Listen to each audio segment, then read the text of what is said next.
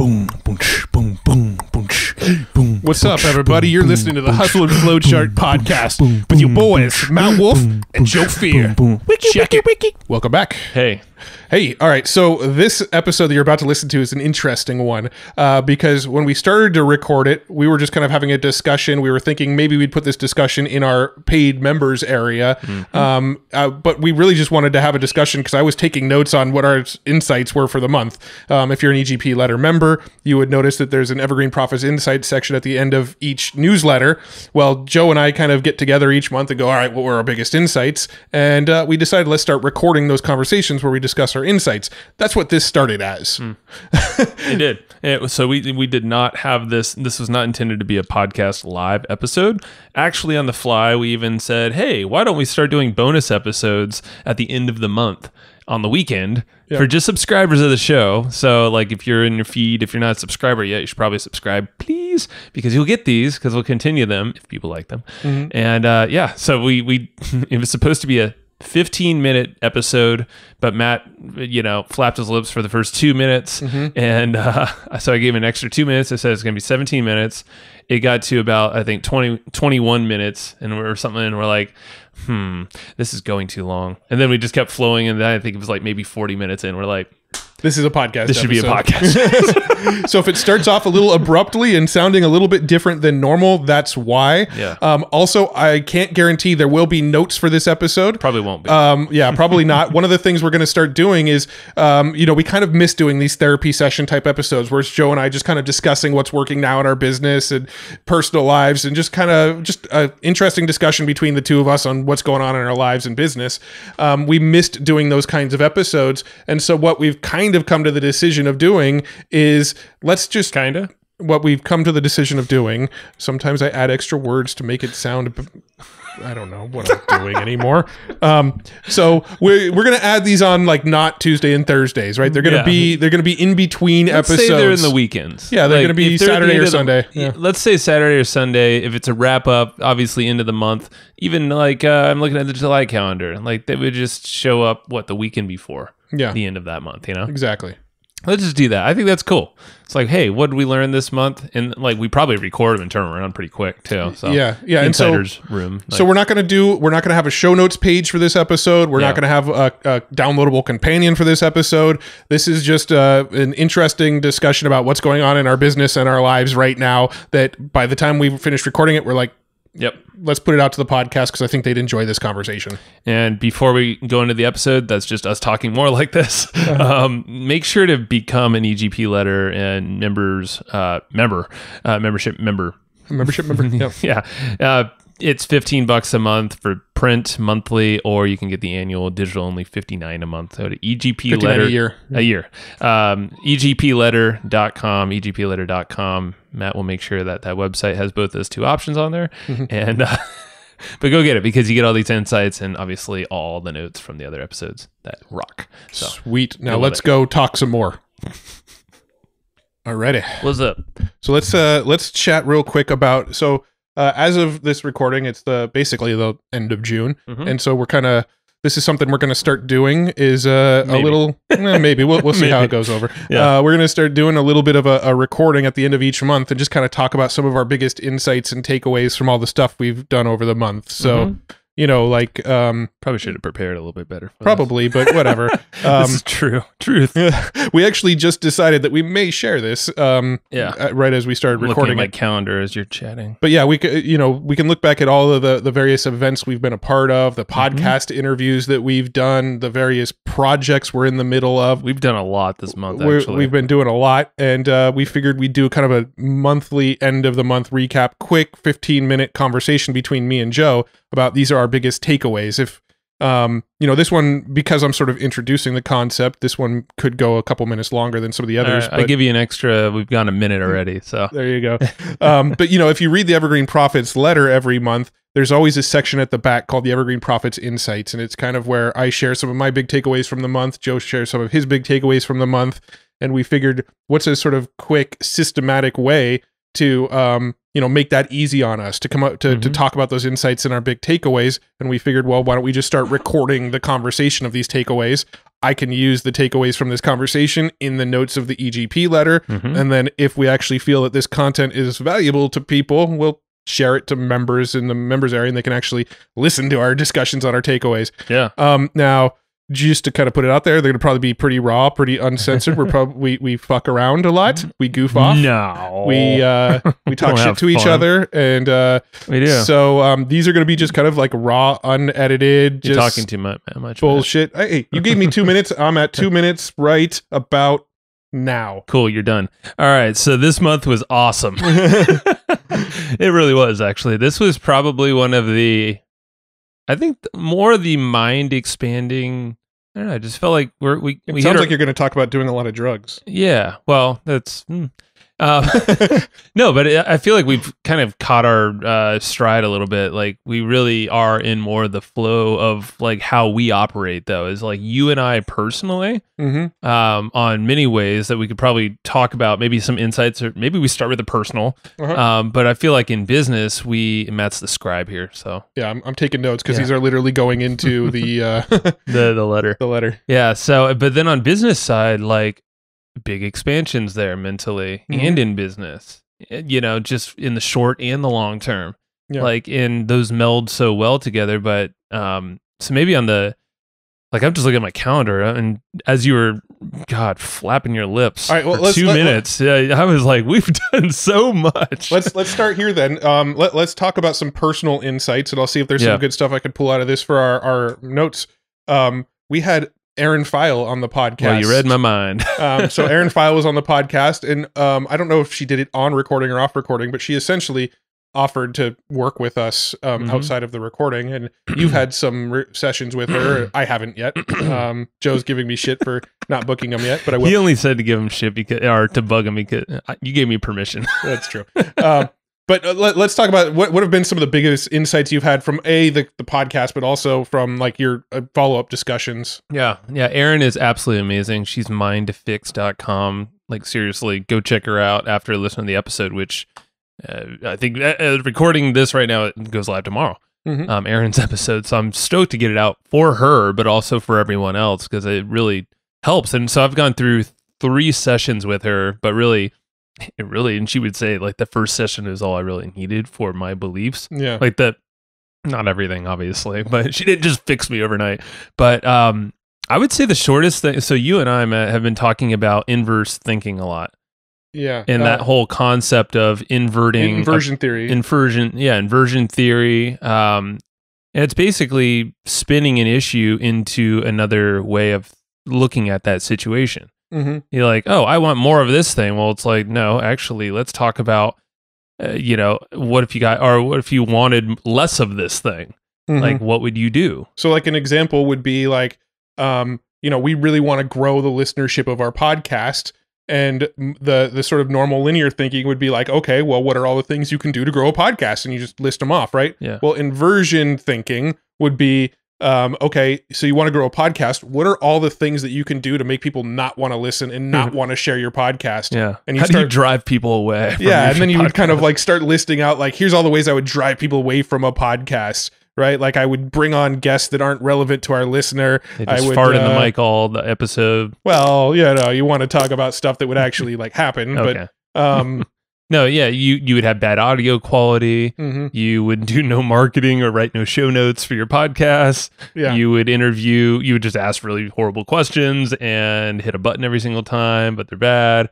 Yeah. But I mean, basically the grand idea of it is that if you're looking at like what you don't want, the opposite of what you do want, you're going to find like all the things to avoid, which is just as valuable as finding all the things you can do. So like if we're looking at just specifically what are ways I can grow the podcast, I might be looking at things like, okay, buy Facebook ads, get influencers to shout it out, email our list about it, do some more SEO, search engine optimization on it. Like I might list all of these growth tactics, but I'll ignore all of the stuff that I could be doing to just create a better experience. Yep. Right. So it basically allows you to come at a problem from a completely different angle. Well, and see, that's it. It exposes things in a new light. And so the reason why I brought that up with you said Aaron is from the episode, you'll hear that it's a big, like we're our beliefs in these patterns. Actually, it's the patterns that keep showing up, like procrastination or For me, it was a lot of overcommitments in my schedule and then just saying yes.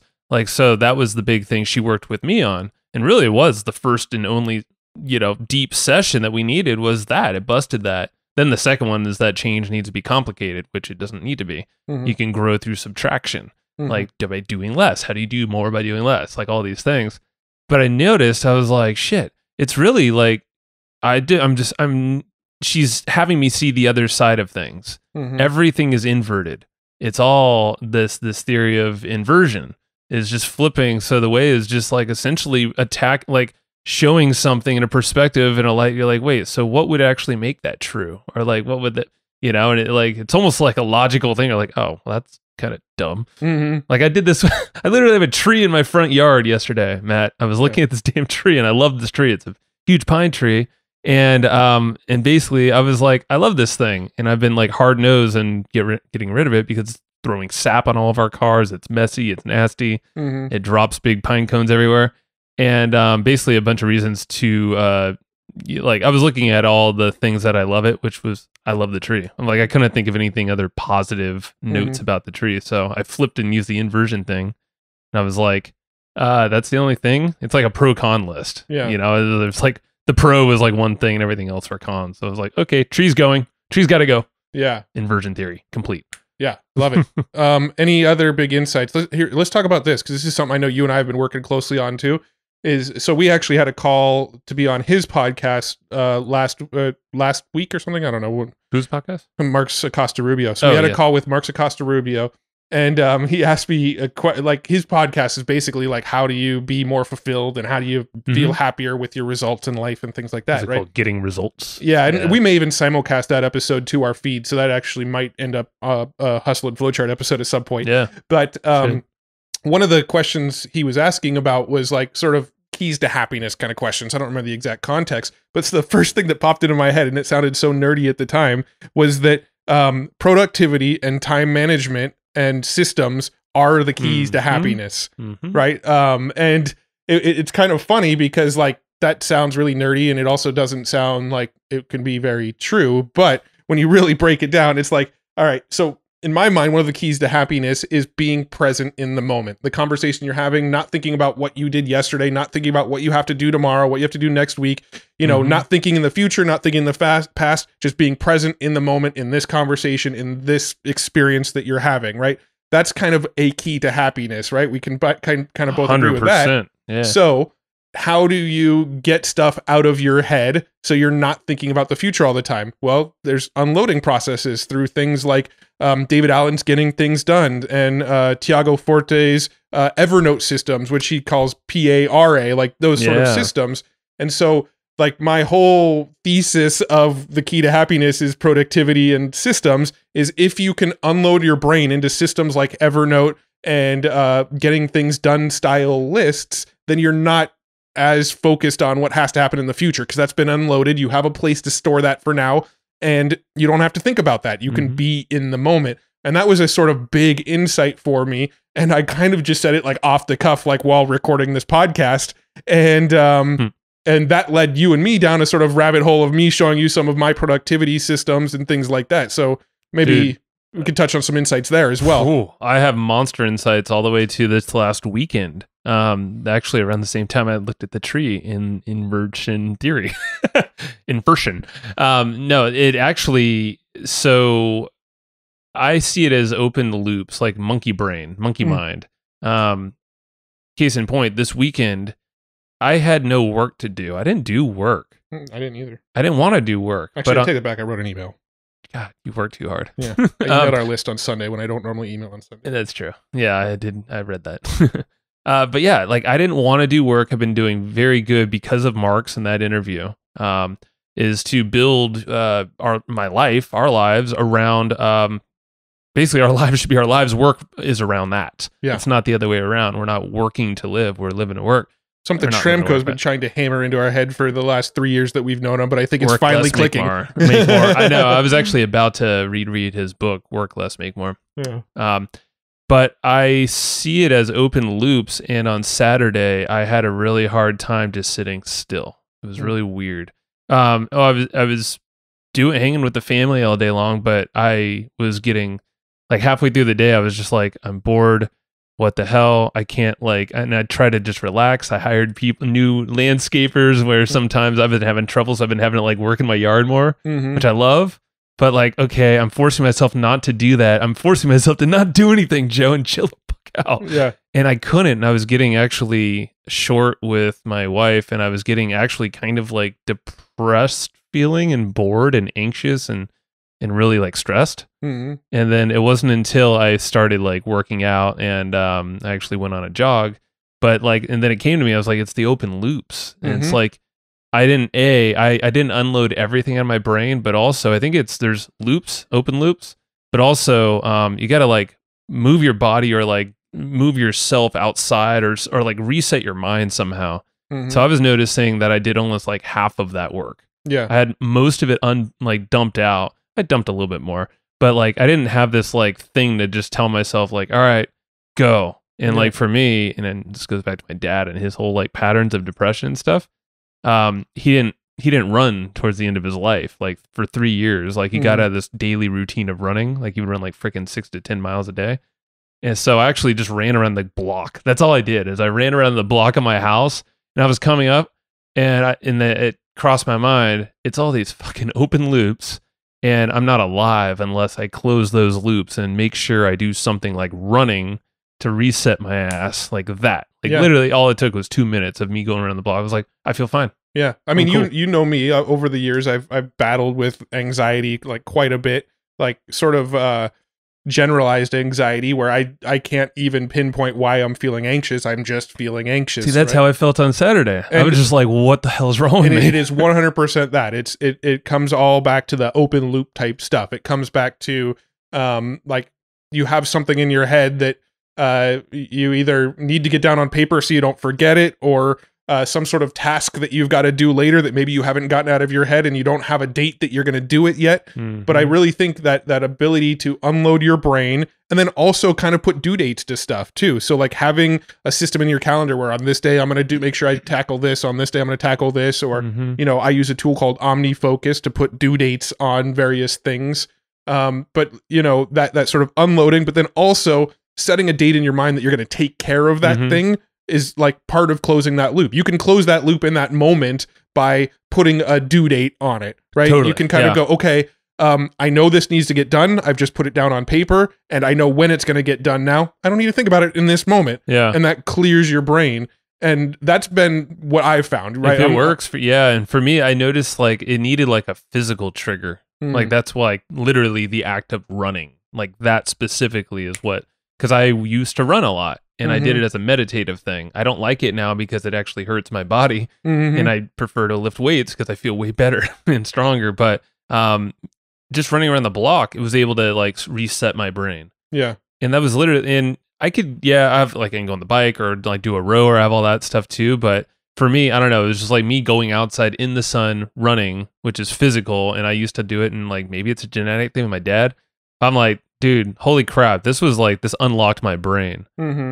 It was a shift in minutes. So I would say the open loop thing, figuring out how to do that, through systems, but also like figure out emotionally like how you operate a little bit. Yeah, well, really, I think what it comes down to is a state and or location change, right? I think if you're always kind of in the same location, you fall into sort of patterns, right? If you always do work in your office at a computer, and that's like the only thing you ever do in your office, your brain sort of associates with like, this is what I need to be doing in this space, right? And a lot of times it's weird and it's kind of a little woo-woo-ish, but a lot of times, like if I'm sitting at my computer and I'm trying to think of like a solution to something I need to do in my gardening in my backyard, it's not going to come to me because this position sitting at my computer, my brain has anchored it as like, this is what happens in this space. And by changing your space, you actually can get some huge insights. So like for you going out and walking, and you know, maybe it's something that's like a pattern interrupt from what you normally do, changing that state, like changing your location and changing your state of mind, you had different insights and started to figure things out. You know, a lot of people they can be like real creative in like one portion of their house, and if they're going into like a different portion of their house, the creativity goes away for some reason, but sitting in a specific spot in their house triggers that creativity. And it's so fascinating to me how like just the physical location that you're trying to accomplish something in will have an impact on how you come around to that problem. And that was actually something I was reading an article on it the other day about how like it's almost like when you smoke weed, you build up a tolerance, right? So like the first few times you do it, you feel really, really high. You do it like every night for a couple weeks, and after a while, it takes you more and more and more to get the same effects, right? I was reading an article that was talking about how like even things like trying to solve problems, you sort of build up a tolerance in the various locations in your house. So if you try to do it in like a certain location in your house, and then you go try to do the same thing in a different location, like like you have a less of a tolerance in that other location, so the things happen easier in a new location. I don't know if I'm making sense, but it's like it was sort of comparing like building up a tolerance to like a drug or something to like building up a tolerance to a process that you do, but by changing the location that you try to do in that process, it's like starting your tolerance over again. Well, think about the inverse theory. All you're doing is doing what you just built yourself up really good at looking at a problem in this one perspective. You totally forgot that there's a load of fucking other perspectives on the other side. You better start inverting your thinking now. Yeah. And now you don't have that tolerance, and it's like smoking weed again from the first day. And you're like, holy crap. Yep. I'm scared. So it's like, but in you and I, right? With that analogy, now you could immediately see these new things that were like, how did I miss that? Well, just look at like you and I too. When you and I have been having discussions lately, we used to have this process. We're already over the time. Sorry, people. Oh yeah, we are, even with our additional 2 minutes. Yeah. Damn it. We've started, we always had this process of like every Monday, you and I would get on a call, and sometimes these calls would go for like 4 hours, but we were sort of planning out our week, kind of looking at the short term and also long term, and having discussions, and also catching up with each other from like what happened over the weekend. And like Monday was kind of a planning day. And I don't feel like we like innovated and really came to a lot of new conclusions for a while. And then we started doing like drives. We'd go jump in your car and we'd just cruise around town for an hour and start like having conversations in different locations around town. And all of a sudden our business ideas and the things we're accomplishing are starting to really explode again. It really is. And that's where that flow for like, so taking it back to business a little bit. So with these minds, like closing the loops with me saying no to more. And ironically, I was just thinking about today. Like at the time of this recording, it's 4:58. It has been a full day of work today. And I'm like, but it's flown by. I'm like, holy crap, I talked to Days should feel like today. I know. And I'm like, I got some shit done today. Yeah. And I know there's still a lot more I could tell myself, like, but I didn't look in my inbox all the way. And I'm like, I don't care. I can wait. Yep. That'll be tomorrow. But I know tomorrow's another stack day too. But it's all stuff that, so I'm finding... It's a fucking stacked week, dude. I know. And I know it's not always going to be like this. It is kind of an anomaly week. But still, like, but we're stacked. Here's the cool thing about this week. We're also stacking it with you going on a trip on Friday. And you and I going on a trip tomorrow, like a day trip. Yeah, with our families. But even me on Friday, I was just told that, like, by my sister, hey, my new boyfriend's going to be in town and we want to do a barbecue at like, I think it was like 2 o'clock or 1 o'clock. So I put that on the calendar and I'm like, cool. Well, I don't have any calls. Actually, Rich Sheffrin, I moved a call into like 30 minutes of that time. So I'm going to blame Rich, but that's okay. But after that, I'm like, no, I'm not going to work because I'm going to go hang out with the family. Yeah. And I think that's something we've done. We're building that better now. We've done really good this month of like, okay, what calls do we need to have? What meetings do we need to have? What podcast interviews do we need to do? What sort of tasks do we need to get done? Okay, let's work that around our life and what do we want to be doing? Because in the past, we were always sort of working all the stuff we wanted to do around work, right? Like Alana would be like, hey, do you want to go to the beach on Tuesday? And I would go, I got this call and this call and this call. And now the new way of doing it is like, Alana might say, hey, next week I want to go to the beach on Tuesday. And I go, okay, cool. I'll plug it into my calendar. Won't schedule any calls. I'll only schedule shit around the personal stuff. Yeah. Where before we were trying to schedule personal stuff around the work stuff. Yeah. And we've sort of inverted that to like, we're kind of getting more of like our personal time in and scheduling the work shit that needs to get done around the personal time. That's it.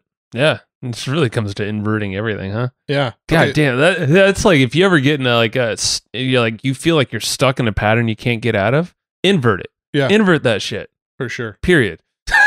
Like that's what it really sounds like. Every solution is like, oh, what do you do? Oh, I just did that other thing from another perspective that I didn't see before. Yeah, it's all about. I mean, looking at things from literal different locations, right? Getting into a different location to think about a problem seems to have an impact, but then also attacking problems from a different angle, like maybe the inverse angle, attacking it from like, okay, this is the thing I want. What if I was going after the thing I don't want? What would I do to get there? So attacking it from a different angle. Or you could be start asking questions to other people that you haven't normally spoken to, like surveys or whatever. Yeah. Talking to your customers instead of not talking to your customers, like oh shit, things like that. Oh shit. So quick, sort of like rapid round. Yeah, we should probably wrap it up. So like, let's try to do this in like 2 minutes. Let's go. Any tools, books, movies, documentaries, anything cool like that you want to share for this month? Okay, so Systemology is a book that is not out yet, but I did just finish, and that's going to be a great book by David Jenkins. I'm butchering his last name. Jennings. Right? Jennings, yeah, I believe. So Systemology, look out for it. It's basically the E-Myth, but like a practical manual, and it's cool. So that's a good read. I did finish Michael Jordan's documentary finally. Well, the 10-part thing, the Last Dance. Last Dance, epic, definitely. As Kevin Hart told Joe Rogan, watch it. Text me when you watch. I'm curious if Joe Rogan ever actually watched it. Well, you should watch it. I know you have. Yeah. Crisp, that app is crushing it, man. Like I know it's KRISP .app or something, but it's like a free 120 minutes a week. I pay for it. It's super cheap. But like I have a loud house. Baby's always crying. My wife is doing things like recording podcasts too, and we're not far from each other. So that thing is amazing.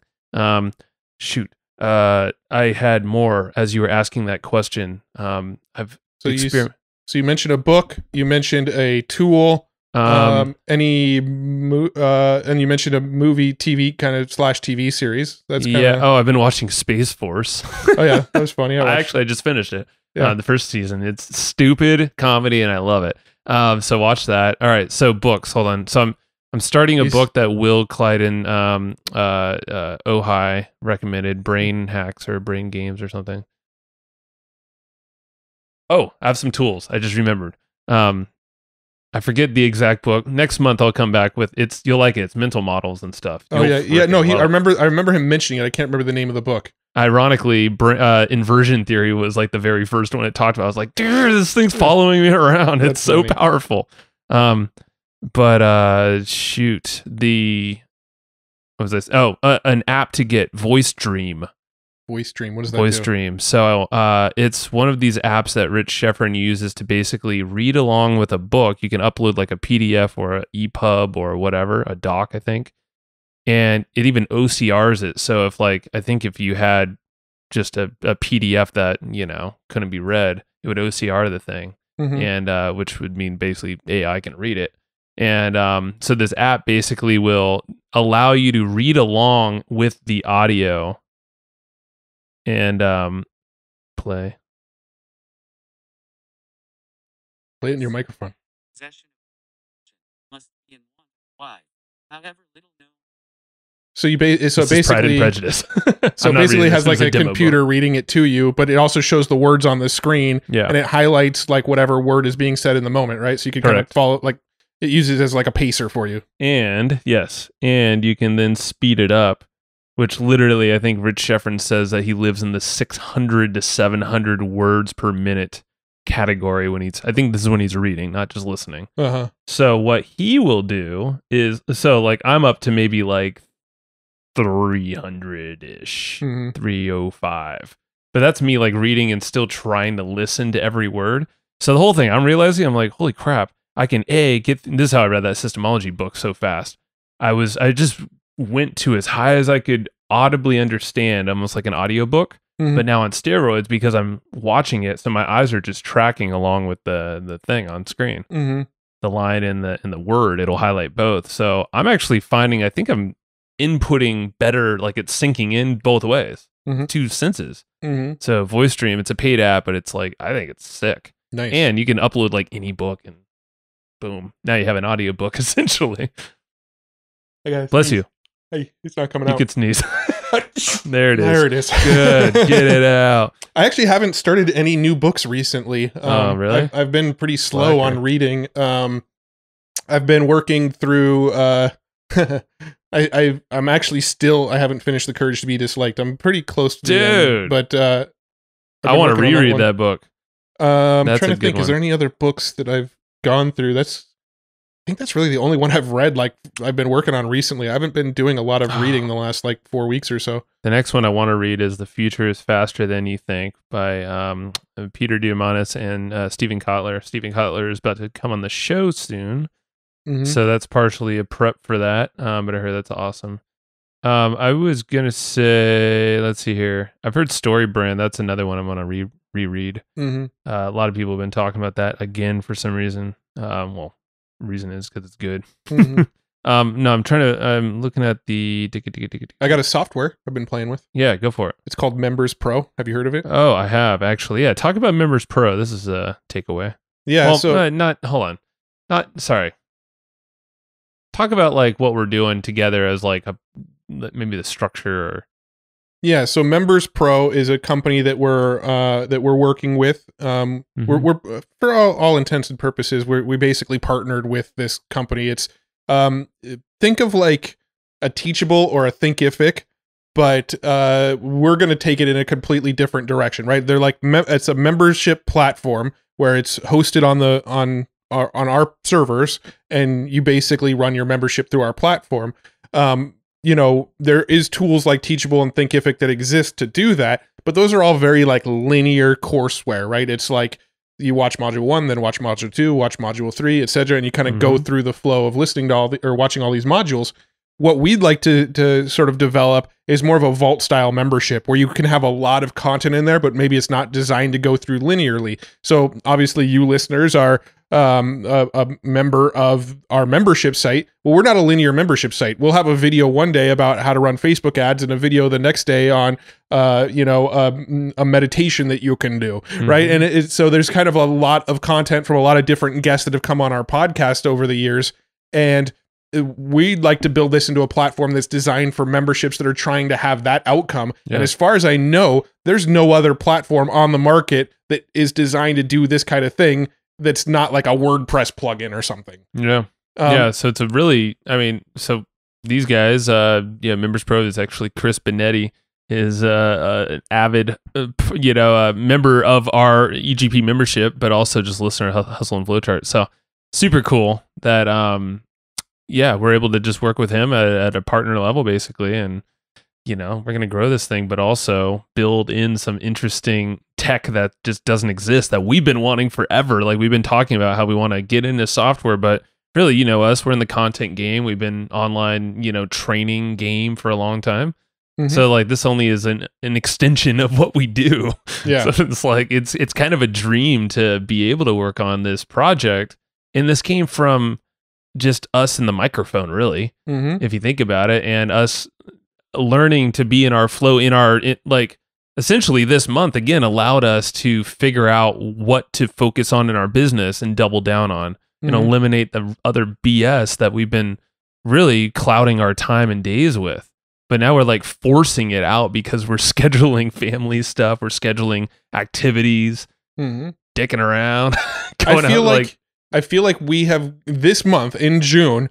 I feel like I've probably put in less hours than I have in the last like 3 months, like actually at a computer. Yeah. Like I'm not saying like our conversations, like where we're out driving and stuff, I don't really consider that like hours into the business, right? Because that's a combo of business and personal. Yeah. But I feel like the time sitting at a computer actually doing shit has been a lot less this month for me in June. Yeah. But we've had one of our best months in a couple of years in June. Sure. Yeah. And if it's crazy and the month's still not over and we're doing some cool stuff in the next 2 days of this month. Yeah. So like, stuff can get even crazier. And this is us this is us with mind you, a slimmed down team. Mm-hmm. Like we actually, I don't know if we actually said it publicly or anything, but we are not working with Shannon anymore. Mm-hmm. Shannon's awesome, but like it was like the business got so efficient, and like we cut a lot of these practices that really, honestly, they were not serving the business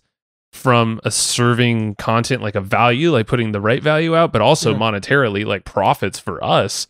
It wasn't serving either of those. Yeah. It was almost like we were spinning our wheels in sand and not going anywhere. Yeah, I think we kind of found ourselves a little bit. It's been a the Evergreen Profit story has been a coming of age story, and we're finally kind of getting to the. It's not over. Yeah, no, we've kind of figured some shit out. We've figured out a little bit better around that work life home life balance. We've kind of gotten that keyed in to the point where I don't really feel like a lot of the times when I'm working. Right? Like I feel like it's all just kind of a big mesh of like, this is what my day looks like. Some of it I'm getting some work done, and some of it I'm with my family, and some of it I'm, kind of by myself in quiet contemplation, right? I have a question. So as yes to everything. Do you ever feel the guilt though? Like guilt because this is something I battle with. And I know we're going over on time, but now this is getting into a good therapy session. This is essentially just a therapy session for members only now, but... Or maybe it is a podcast. Who knows? That's fine too. We'll see. It is basically like sometimes I think it's a subconscious guilt. Mm-hmm. It's not one of like top of mind, like, oh, I should be working, or I need to get that thing done right now because it's there and I know I can do it, or I said I was going to do it, because there's a lot of guilt, like, and that can come from overwhelming your day with like a big to-do list or whatever. But do you ever feel the guilt of not getting something done, or I like feel... at night or mainly in the weekend, like those times, like out of the stereotypical non-work times? I mean, I don't really get guilt over the weekends, like let's say Saturday, Sunday, or like after like 5 in the afternoon if I'm not at my computer. I don't really like. There's not guilt there. I do battle like in the middle of the day a little. Never bit mind. more. Yeah, I mean, yeah, that's actually the sweet spot. So there is still like, and it's just the programming, dude. It's like we've been programmed for this shit our whole lives, right? Like from the moment we started school, we've kind of learned that like you have hours where you have to be focusing on this thing, and then hours where you're not having to focus on that thing. And when you get out of school and you get a job, you've got hours where you've got to be focused on work, and then hours where you're supposed to not be focused on work. And like that's just how we've been programmed for so long. And so like that's gonna be really fucking tough to break. And it's like, yeah, I mean, I definitely feel that a little bit. Yeah. And like if it's like a Tuesday at like 11 a.m. and like I'm we're headed to the beach or something, and I know you're back at the computer getting shit done, like in my head, that's weighing on me a little bit. I'm sitting there going, man, I should I really be at the beach right now? I know like we should be getting work done, but then I'll start to justify it and go, yeah, but when I get back from the beach, when the kids go to bed, I'll put in a couple more hours. And then like by the end of the day, I'll probably have worked as many hours as Joe did. But then that's going back to that thinking of like hours equals like value. The goal of the business. Like I need to be putting in the same amount of hours as you. The goal of the business isn't for me to be putting in hours and you to be putting hours. No. The goal of the business is to make fucking money and back ourselves out of it as much as possible. So it's like by actually getting to a point where we feel like we've achieved our goal, we start to feel guilty about the fact that we're doing the thing that was the goal in the first place. Exactly. That's the exact, And I think you're right. It's just programming. It's us. Obviously, like we can build that into our business, and we can choose to build it out as well. Yeah. Like and do what we're doing now. And I think we're going to refine it even more, saying no to just the stuff that would fill that space. I mean, what's the law where it's like whatever space you give yourself, you're going to fill? Is that Pareto's principle? No, that's 80/20. Parkinson's law? Maybe Parkinson's. Yeah, I don't know. I get a few of those mixed up. Yeah. Pareto's 80/20, right? Yeah. But Marx basically challenged us back to that Getting Results podcast we did. He challenged us to I think he said work less than 5 hours a day, I believe is what he said. And because that's like one of the best ways to prioritize the big shit and start actually in making more money with that time, because now you're going deep in the well. Yeah. Well, I mean, I know like, so, I'm leaving to go on a little extended weekend trip this coming weekend, and I know we're trying to get out of here by like 1 p.m. I guarantee I'll have most of my damn work done by 11 a.m. because I'm going to need time to like pack up the car and load the kids up and, do all the, go fill up the gas tanks and all that kind of stuff. So,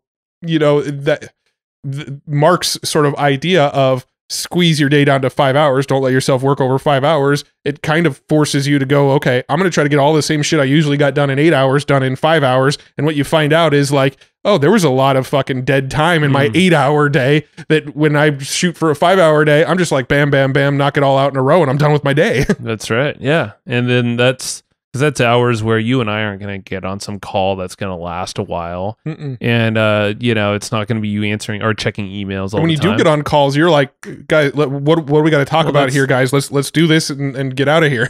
And that was actually our intention with this, is to put a time limit on here because we didn't want it to bleed for 37 minutes, which it already is. But I think this is just showing we're not doing enough therapy sessions. No, I know. Like if this stuff starts flowing out when we turn the mics on, maybe we should be doing more therapy sessions. I think we should because we haven't in a while. Maybe this does become one. We'll decide later. Yeah. But if you're hearing this in our feed, then it did. It made the cut. But switching costs are another one that I've been thinking of a lot lately. So yes, it's very easy to, say I'm just going to do my day in phone calls, but I'm going to buffer just enough time to meet a indie call and then hop to another call, indie call and hop to another call. And I'm going to get 3 or 4 calls done by 10 o'clock and I'm going to be a rock star. Just did all these, but it's like the switching costs. Your brain literally can't prepare, can't digest, can't sink in the information or figure out how to follow up or anything for any one of those calls, and now you're just gonna leapfrog to another one, to another one, to another one. Yeah. And I'm just constantly thinking that's one example of how it'll show up sometimes with me. I'm not that bad, but I know there's a lot of people that just book, but it's like, think about what you're doing in your brain. Yeah. And then you just for me, I think I would freak out all the time because I'm like, so many open loops now, and I have had no chance to unload my brain from that previous call or prepare for even 5 minutes before my next call. Yeah. I mean, for me, it's it's more about getting into flow, and the switching cost is the cost of basically just stopping the flow, right? For me, when I'm doing a lot of technical tasks, right? Maybe I'm going and building out some Facebook ads, or I'm in the middle of writing an article or writing emails to our list or something. I will get into a flow state, right? I'll put on my headphones, throw on some Brain FM, and just kind of put my head down and just fucking start busting stuff out. And I will just crank through work. I'll look up and I'll be like, oh man, I did everything I needed to do, and 3 hours has passed, but I'm done with my day today, right? And I will just kind of fall into that flow state where time just disappears and I just knock everything out. Yeah. Right? If I have a day where it's okay, I've got a call at 1, I've got a call at, let's say, 2:30, and then there's another call at 5, I will not get into a flow state that entire day because my brain is anticipating stopping, and I can't get into a flow state if there's an anticipation that I need to stop at a certain point. Right? But if I look at my calendar and I go, oh, there's no calls today, I have a wide open day. All right, cool. I'm going to go into Facebook ads and I'm going to write some emails, and I sort of schedule my day of completing these 3 big rocks for the day. I will just crank it out. I won't think twice about it. I'll look up at the clock. The day will have 5 hours will have flown by. It felt like 2. I'll have knocked everything out, and I will just be I will feel really, really, really good about the day. But when I know that there's a hard stop, that I've got to stop the work, even if that hard stop is 3 hours from now, it's in my subconscious or something, and it prevents me from getting into a flow state. Yeah, it's interesting because I sometimes feel that way. Sometimes the wide open days freak me out because I don't have an end time. And obviously I could just do that by saying, hey, I'm going to go work out at 3 o'clock or something like that. I'm going to go for a run. But and right now what I've been finding actually that does help me is opposite of what you just said. But putting a call at let's say noon or 1, and then maybe another one later. Maybe there's just one call, but putting it out enough space out, it actually does give me kind of this container in time to work within. And so it actually gives me an ending point, because I know for me, at least, I will make sure it's done by that call. Or if it's not, the only thing I've left is to review what I just did and hit send or whatever. Yeah. The work is done. So it's weird. I don't know. It's figuring out whatever works for you. Yeah. I mean, I think for me, like going all the way back to circling back around to the whole like guilt question, Mm-hmm. like the guilt is slowly starting to fade, but it is definitely still there. Like it is still hard to break that programming of like, it's the middle of the day. I need to be like doing something at my computer. Or I need to be on a phone call. Or I need to be accomplishing something that's pushing the business forward right in this moment. Mm-hmm. And if it's like a weekday between like 9 and 5, I will still kind of get that from time to time.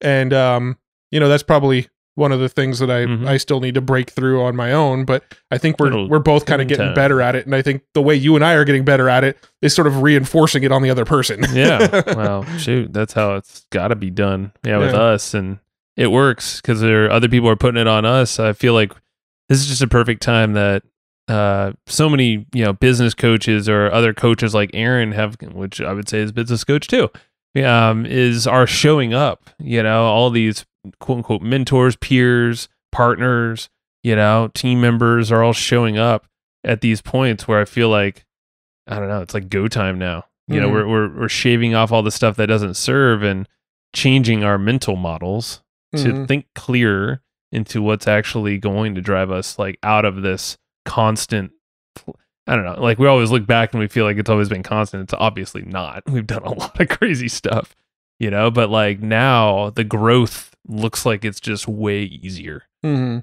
more fun, which is really cool. So that's I don't know what else to cover. Yeah, I mean we covered way more than we anticipated on our 16-minute call, which is now 43-ish minutes. So people better be listening to this though, nonetheless. Yeah, I think it will help. It's either going to go in the members area or it's going to go in the members area and just be another therapy session. If you're listening to this because you subscribe to our podcast, then we made it a therapy session. Thank you for listening. And also tell others, please. We love that. Realize we should probably make more therapy sessions. Yeah. Subscribe to the show if you haven't already. We never ask people like in the course of the conversation and like, go tell others. Tell other people and subscribe. Yeah. And subscribe. And that helps telling others through the algorithms. But dang, man, like, If you have some buddies out there in business that are like I've been getting actually, so just like I've been listening to a lot more feedback lately of new people finding it from friends and colleagues and stuff. And it's like, man, you guys cover so much where I actually don't know half this stuff, what the half stuff means when you guys are talking about it, but you guys are so energetic and like happy about it. And I'm so curious. I want to learn about it. I just don't know but like I'm learning so much in the course of just listening. We're good at faking it. Half the times I have no idea what our guests are talking about. Well, then we're really good fakers. But no, there have been a couple episodes lately where I'm like, it's over my head and I'm kind of nodding, going, that's really, really interesting. And then I'll try to think of questions to help me clarify, but then I don't even feel smart enough on the topic to ask a clarifying question. Well, the point being here, though, is that it's such high quality stuff that like, and there's all walks of life. Like, we were chatting with a few other people recently saying like, and these are big name folks in our industry that we look up to. And they're like, man, I love your show. Holy crap. Like you are talking about this thing and then you had this person. And I'm like, yeah, like it's so exciting how there's like a brand new newbie just as excited as like a veteran who's been in the game and knows this stuff. Yeah. So all I ask is share it with people who you feel like need it. Yeah. And I think you know who that is. Yeah. Your mom. Maybe. I hope my mom listens. She already listens, Matt. That's true. Too slow. I don't think my mom listens, but she has tuned into some of our live streams. Well, sir, your mom. Your needs mom. To have, your mom even like, how about your dad? Did your dad listen? No, but he is a business owner. He doesn't listen to the podcast. No, he'd be mad. How I often? swear. He would be mad. He'd probably be mad about a lot of stuff. That's so funny because it's public and he was like, he just chooses not to know. No. He Your would be mad that I dad's cool. swear. You know my dad. I know. I was just... I don't know swear why I because went with of that, my because dad. I know. I'm like, your dad is just an extension of you, just a little bit older. A little bit grayer, but not much. Shut up. A little bit grayer, but not much. That's right. Your dad's got jet black hair. That's what I'm saying. No, I'm just kidding. Your dad should listen to the show, though. Yeah. So, I mean, I think I've pointed him to some episodes. I think I have too, because he's asked about Yeah. he said like, yeah, Matt hasn't really told me what's latest with the business. I'm like, listen to the podcast. We have episodes dedicated for that. That's the only way my mom understands my business. Yeah. Why do our tens of thousands of listeners know more about my business than you do, Dad? You have the same opportunity as them. What's your dad's email address? I'm not going to state it publicly. Tell other people to go email him and say, hey, listen to your son's podcast. I'm sure he would appreciate that. He'd probably laugh at the first 5 and then get about 50,000. Yeah. 50,000. I think you're overestimating our audience a little bit there. All right. What are we looking forward to in July? Jesus, it's July already. Yeah. But if this gets released as a therapy session, which I'm pretty much thinking it is now based on the way we're talking. Why not? I think it'll be fun. Yeah, this will have come out in July, that means. Well, what are we excited for this month? What do we got going on? Just rattle them quick. We have a lot of cool stuff. Okay, we're doing an intensive with Digital Marketer. That's actually in June, technically, about podcasting. No, that is in July. Yeah, that's July 1st or 2nd. Cool. Yeah, so we're doing a podcast intensive, digital intensive. It's supposed to be in person in Austin, Texas at the Digital Marketers headquarters. Obviously, people aren't together now, except for Matt and I, because we're breaking the law. We're a group smaller than 5. We're in very tiny groups. Because we're family. 2 of us, last I checked. Family only, right? Pretty much family. Mm-hmm. Yeah. I mean, let's be honest. So we're we pay doing each other's bills. That's like family. We do. We do. Oh man. Yeah. Even I want to go deeper down the road. And we can make a 3-hour therapy session if we wanted to, which is why we need to get back in the habit of doing a monthly therapy session. Okay, yeah. But so I was going down some freaking rabbit hole that now I'm off. Yeah. We're looking at what's coming up in July. So we've got War Room. Yeah, intensive. The War Room intensive. So if you're a War Room member, you'll be able to see that. No, it's not War Room. It's Digital Marketer. Oh, I thought it was a War Room intensive. Negative. It's a Digital Marketer. Oh. Maybe it is War Room. I don't know. We'll find out. So I thought on the calendar it said War Room intensive. Oh, does it? I guess we could check the calendar from Deanna. If it's War Room, that's cool too. Okay. Yeah, it's War Room WR. Oh, okay. I guess we're speaking of War Room again. Cool. I didn't know that. So also in July, we've got a product coming out with Jay Abraham and Rich Heffron. Yeah, that's like mid-July-ish. Yeah. So we don't have dates totally down confirmed. But yeah, we're doing a product with Jay Abraham and Rich Heffron. We are not in that product, but we are presenting it, we'll say. Yeah, we're facilitating it. Yes. I like that. Presenting, facilitate. I mean, we essentially brokered the deal and we'll be facilitating the content. Yeah. No, it's how freaking cool. And Bruce, did you ever think we'd be in a position where we were brokering a deal between you, me, Rich Heffron, and Jay Abraham? No. Yeah, well, we are. Like, that's cool. Pretty freaking cool. It's really cool. Here, like that's kind of like pinch myself kind of territory there. Oh no, that was horrible. Missed. You just hit my dad.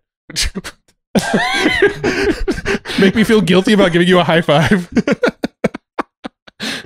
Just fuck off. I have ashes of my dad on a bracelet and Matt just hit him. Jesus. It's all in good fun.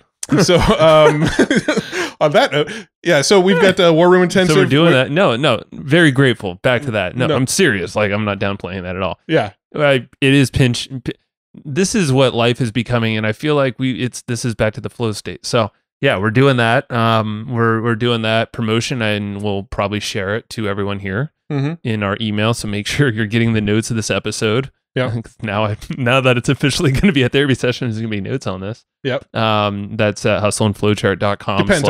I was thinking about maybe doing like therapy sessions. Let's talk this out real quick. Oh. Maybe we can do like a special therapy session episode, but like release it like one Sunday a month or something. So it's like an end of the month recap like this, and we just release it like the last Sunday of the month. I'm down. And maybe we just don't do show notes on it. It's just like if you're listening to the RSS feed, then you get these bonus episodes. Yeah, that's fine. Yeah, let's do it, because if you want to get the notes, let's be honest, get the EGP letter. Yeah, get the membership. Come on. Yeah. Just if you're hurting, like if $15 a month or $59 a year is too much, no shame. Just write into our support and we'll like hook you up with a fatty discount. Yeah. Like at cost, basically. We do have some cost for the physical letter, but Yeah, exactly. like, come on, like, don't abuse it. But Yeah, I mean, we want to we- help more people. We want to out, get the you know? content in front of people is our main goal. Yeah, that's always our goal. That's why we had this podcast in the first place. So yes, I love the Sunday idea. Yeah, let's Because it do gets that. out more content in front of people that want it. Yeah, so it's an extra episode per month, but we're not going to publicly publish show notes and stuff for it. That's just for people that are subscribed to the show, essentially. I like it, man. So I let's- like this. So this is your treat, being a subscriber. If you're not a subscriber, this is just more of a reason to be a subscriber. Yeah. You will get more because guarantee. Now that we know that we're probably gonna do some cool stuff. I don't know. This is gonna be like Insider Sundays, Saturday. What days? I don't know. We'll figure it out. Talking this out in real time. They're dropping when you see them in the RSS feed. They're I don't dropping. know. It's going to be a non-Tuesday, Thursday episode. Okay, It'll be some other day of the week. Hey, if you have any feedback or if you're looking for that like a fatty discount hookup, whatever, holla at us. It's info@evergreenprofits.com. Info@evergreenprofits.com. Yeah, we just And- want to get more of you guys tuning in and checking it out. It's not a cash grab by any means. No. It's really just hey, we want more people consuming the content. If we haven't said it already, we'll say it now, and if we have said it, we'll say it again. Okay. We make most of our money by doing these other deals, right? Our Yes. the money is made on the affiliate promotions that we do, these brokering deals that we do, the consulting that we do. This other stuff is where the money's made. We make practically nothing on our membership. We just wanted to create an easy resource for people to just kind of see everything we've got available, right? Like, so that's what that's for. Joe's giving me the wrap it up signal. No, I was saying Like he's starting to play the music at the Academy Awards right now. I was saying no. That was actually continue talking. Oh, you were telling me. I thought that was the rap because when we're podcasting, that's a symbol for water over there. So. Oh, gotcha. Yeah, so, That's our normal symbol for wrap it up on the podcast. No, I don't care about the time, honestly. No, I'm not even caring because I know it's a therapy session. Yeah. But no, what I was going to say is, actually, what did you just say? Because now that just took me out of my train. Off my train. I was telling him the point of the membership site is to have a centralized place to access everything. So it's our centralized place to get access to the notes, get access to our videos, all that kind of stuff. Yeah. So our goal is to get people in there, and it's not a money grab. Yeah, it's 100% that. And I think we've never totally talked about it, but like honestly, our membership is it's an extension of this podcast where we try to give the most amount of things away. Absolutely free. And the only reason there's notes is that it's a cost. Yeah. It's a cost of marketing. It's a cost of, paper and note taking and all that. And also just it's really covering the cost of the podcast production, everything you see in here. Yeah. But at the end of the day, like this literally is not the moneymaker for us. This At all. No. We have customers we're losing money on. Yeah. And that's okay. Yeah. We literally do have, that are like just hardcore buddy hookups or great customers of ours that we gifted or whatever. Yep. Which we have quite a bit. We probably should watch that.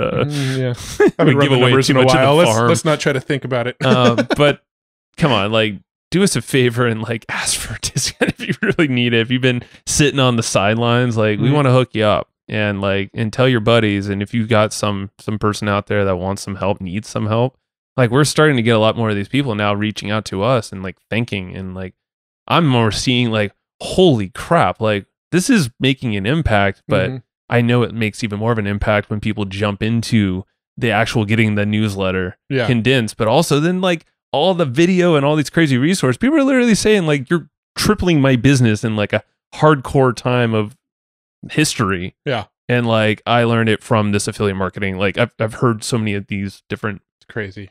It's cool. So I want to go back to your original question about what we're excited for July. I got excited. We got a little, it's not even in July yet. A little tangenty, but yes, definitely. That's what the whole point of the members area is. But some of the other things that I'm excited about for July, we've got some really, really cool guests coming up. We're interviewing Zachary Babcock, who I think he's going to be a really fun interview. Yeah. He was in prison for a while, got out of prison, decided he was going to like completely turn his life around, did it through podcasting. Phenomenal story. So I'm super excited to like talk to him about it. And then we're going to go on his podcast as well. We're going to do them back to back and record both. Right. He's next got to a each crazy other. personality, huh? Yeah. He's hardcore. He'll be interesting. He'll be a fun one. He's a good dude. I've had a few calls with him. I really like him a lot. Hey, that's crazy. Crazy is cool. Yeah. Stephen Kotler is another one that we're having on the show. He rescheduled from earlier in June, but that's cool. So we're chatting with him, and I mentioned his book earlier. Mhm. The Future is Faster Than You Think, I believe it's what it's called. Yep. So it's if you liked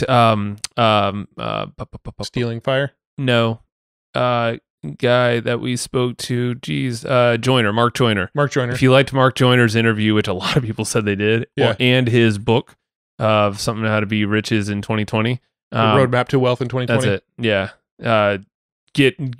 Check out this book, Stephen Kotler's book. Okay. Yeah, I haven't grabbed that book yet, but that's gonna be probably Solid. that'll probably be my next read. It's good. Yeah. Oh, you have already read it then? No, I'm starting. Okay. No, it's already solid. I've read like summaries already, Mhm. and just like the concept of it is, it's the compounding of compounding systems, basically. Mhm. Like if you know compounding of any kind of like thing that you can then exponentially grow, it's like how the world is moving that way. Yeah. That's why like the curve, we're going up that curve at a rapid pace. Oh, I'm excited because I read Yeah. Bold, which was Mhm. That's like DeMantis and also Kotler, right? Mhm. Weren't they both involved in that one? Freaking amazing book. Like that, Yeah. literally that book got me excited about futurism topics. Right. Like that was Yeah. the catalyst for me getting excited to like futuristic kind of stuff. John Crestani's coming on. Really Really, marketer. yeah, he's an affiliate marketer, but he's like big time affiliate, like super affiliate, just really, really crushing it. YouTuber, right? YouTube, and I think he does some SEO stuff, and I think he does some. Well, I know he does some paid traffic stuff because I went through one of his affiliate marketing courses, and it was mostly focused on paid traffic. Okay. Yeah. He does like native ad type stuff. Yeah, like Taboola and all that. yeah, big media buys. So a lot of avenues we can go down with him. Nice. I'm really excited about that Who one. else? Who else? We got David Jennings, who you mentioned. Oh yeah, already. Systemology. I've been so David has been such a cool guy. He came over to us from Charlie Fowler out in Valor Media. Holla. He's a good buddy of ours, and David is super cool. I read and listened to an advanced copy of his book, and I wrote an acknowledgement for an endorsement for it too. It was kind of cool. But yeah, that's so David has a whole software thing on the back end of the book. Yeah. Systemsology. We're interviewing Mark Webster. So if you know the site authorityhacker.com, it's a real big sort of content marketing site. They do various tool reviews and case studies on big content site. marketing. Yeah, really big Huge. site. Yeah. So we have him, one of the founders of that site, is coming on our show. We're interviewing him later in July. Actually interviewing him the same day we're interviewing Stephen Kotler. Nice. We're Okay. doing some training for the league. Kennedy and Rob. Temple. And they're over at the email marketing show. So yeah, I forgot. Yeah, we've been doing a lot of these trainings lately where we usually are talking about one of three things: traffic, podcasting, or affiliate marketing. And that was part of our thing this last month, Matt, is we identified what are the three buckets that we really live in, and like we basically build all of our content around that now. Like whenever we guest podcast or guest feature ourselves on like a training platform to a mastermind group, is like, all right, well, we live in these three buckets. Where do you want us? Mm-hmm. Is literally it. It's like, and then like I'm doing a training tomorrow with Scott Carson for the social media marketing something 2020. And I'm like, what do you want? And he just said traffic. And that was one word. I'm like, done. Cool. Like, I didn't even have to respond. I'm like, Oh, there's a whole 10-4. conversation that we can have. This is probably a future therapy session, but there's a whole conversation you and I can have about SEO that Yeah, we're just yeah. realizing like we're actually kind of good at SEO, but by accident we didn't realize Yeah. we were being good at SEO. Yeah. So now we're reverse engineering what we did to get the good SEO that we have, and we're sort of Mhm. discovering some insights. But I'll open that loop for a future That's episode. later. Yeah. But yeah, and then other than that, I'm going to Colorado later this month. Good for you. If they, assuming they're still letting people get on planes and states are still letting people travel between states. Yeah, I hope so. But yeah, we're not traveling much with the little one, but we're doing more of like, we're doing staycations. Yeah. So we're planning those, I think, in July. No, we're not in July. I think we're just going to do more days instead. Like, baby goes away somewhere else, and dad and mama are going to go take a nap. Yeah. That's one of the things that I'm going to miss. That so we actually just pulled our kids out of public school. We're going to do homeschool next year. That's one of the things I'm sort of going to miss is like, a lot of times we'd go and drop the kids off at school, and then Alana and I would go like straight from dropping them off at school to go get breakfast I or have something. a solution for you. Yeah. Called We Should Get a Freaking Office. We should. How would that solve me going on dates with my wife in the middle of the day. Oh, sorry. I thought you were saying the kids at home thing.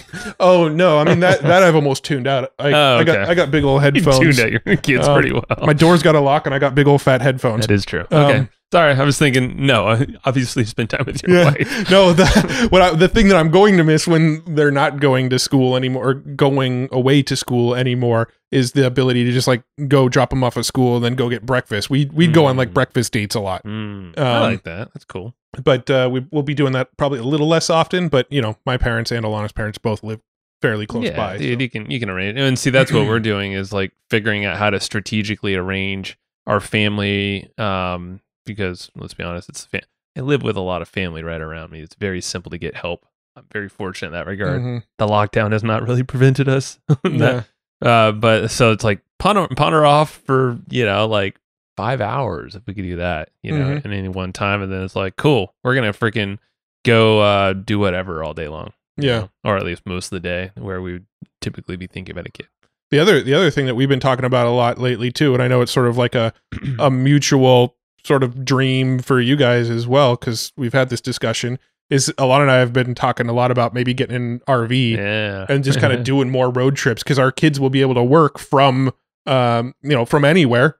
We have their entire year's curriculum up front.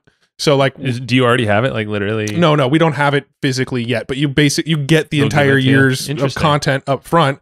And so you can kind of work through their school stuff at whatever pace you'd like to. That kind of sounds fun, man. Yeah. Like, I mean, if you want to do it in like a normal school year, like over a course of like 8 months, they recommend basically doing school with your kids for about 2 hours a day.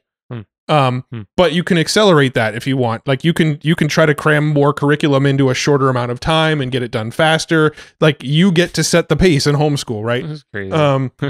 So see, that's another programming thing. I'm just like, my mind is blown over here. I'm like, it's all just man-made constructed crap, Joe. That's the whole like what the yeah, like, it's not, it shouldn't be, it doesn't, just because it is like this doesn't mean it needs to be like that. Dude, the school thing is something I've had a hard time wrapping my head around. But I think a lot of it for me is like this sort of nostalgia factor of like, I went to elementary school, I went to middle school, I went to high school, I went to recess, I had kids that I played with on the playground that were my best friends at school, and that sort of thing. And in my head, I'm like, that was my experience. My kids should experience the same thing I experienced. But like, is that really true?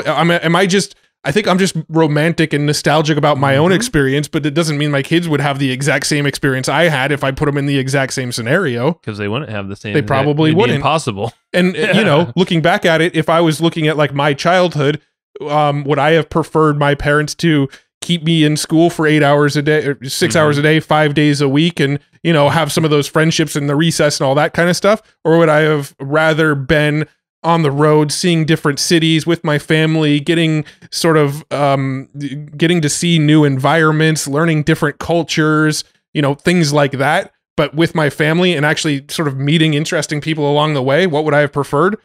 Probably hands down that second option. You're learning on the fly. You get to be with your family more.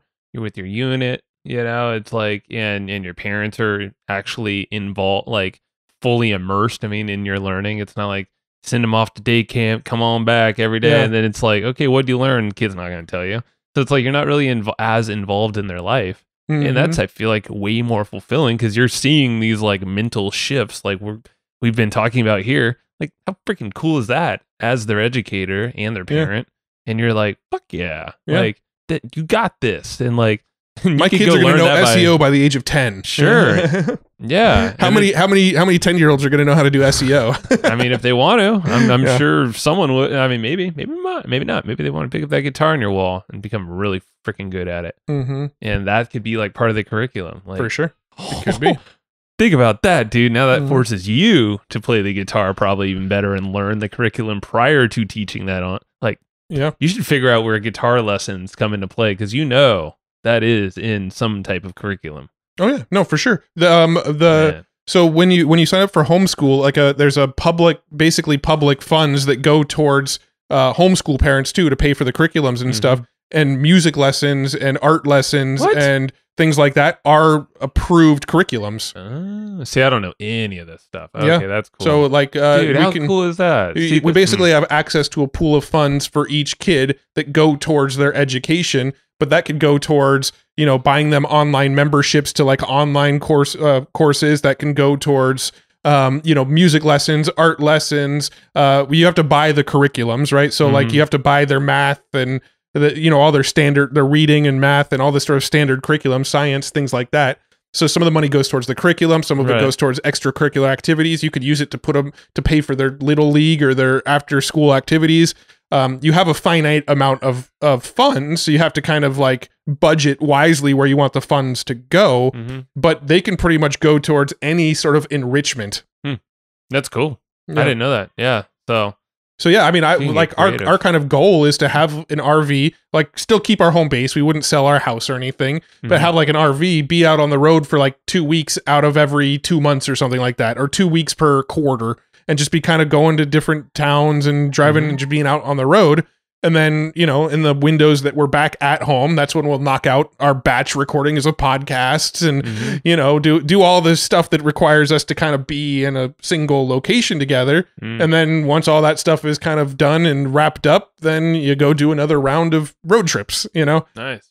I like it.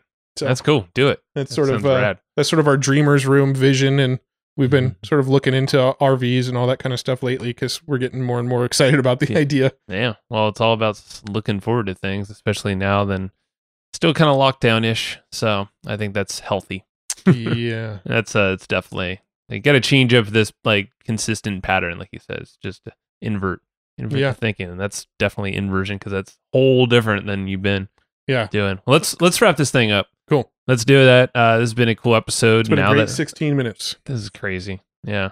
Damn it! And just think, I gave you 2 full minutes. Give Yeah. you 2 full minutes to flap your lips Yeah. in the beginning of the episode. And whenever we do therapy sessions, we're always like, should we take notes on what we should talk about? And I'm usually like, nah, we never have any That's true. problem talking. That's it's true. yeah. Yeah, should always have a note taker following us around. Yeah, probably. And then someone to distill those notes because you know we're not going to review them. We need a note taker and a note reader backer. Isn't that called just listening to the podcast? What was smart from that? Like, you tell me. Yeah. 'Cause- yeah. All right. Well, if you feel like you can fill any of those roles, maybe we can source that from our podcast listeners. Actually, that'd be kind of cool. It's like, I don't know what was smart from any of this. Yeah. Like, Pull the smart stuff. let us know. Yeah. Maybe with a review. Maybe with an email to info@evergreenprofits.com. Yeah. Any of that counts. Or with So, money. Give us your money. Sure. We'll take it. Like Roland said when we ended the conversation, anything I can help you with? Roland's like, well, I always like money. I said the check's in the mail.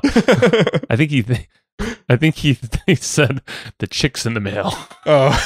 He said, no, I want money. I'm like, no, checks. Oh. All right. Anyway. All right. Well, that was a good Evergreen Profits insights for the month. And subscriber only show. And subscriber only show. So. Yes. Go get the letter. If you're not on there, if you're a subscriber, that's the next iteration. There And- may or may not be official notes to these episodes. Right. Yeah. So we can't promise this, but every other episode that comes out on the main, Tuesday, Thursday is covered in the notes. So all those notes that we're always talking about are just packaged up into a nice 32 to 36 page note, physical note thing that's $15 a month, or the digital only is $59. They've been upwards of 40 pages, actually. That's crazy. And then we have some extra inserts with even more stuff. And it's like, come on, it's a lot. I actually made the font size smaller recently just so I could get the page count down so people aren't too overwhelmed. We give you It's the same amount of a content, bonus magnifying glass, Yeah. hustle and flowchart branded. No, we don't. it's Actually, very readable. it's we don't include that, but it'd be kind of cool. Yeah. So get them. Yep. EGPletter.com. Is that the best place to go? Probably. Does that give the digital option as well? I think if you go to egpletter.com, as of recording right now, it still is promoting the print version. Man, we got to put that both. Yeah. Yeah. Just go there. And then egpletter.com. Hopefully by the time this is out, it'll have multiple options. it'll force Matt to go update that, because I think that would be cool. But yeah, either way, email us Evergreen or at info@evergreenprofits.com if you need a hookup on that. Happy to help you out. Cool. So go subscribe to your friends, and you are awesome, and thank you. Rock on.